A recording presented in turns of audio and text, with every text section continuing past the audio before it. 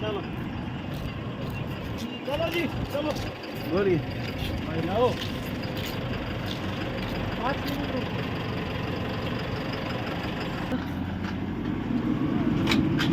गड्डी दूसरी वाली है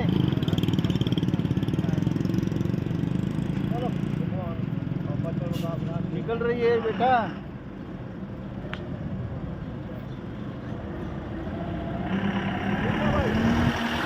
ठीक है मेरे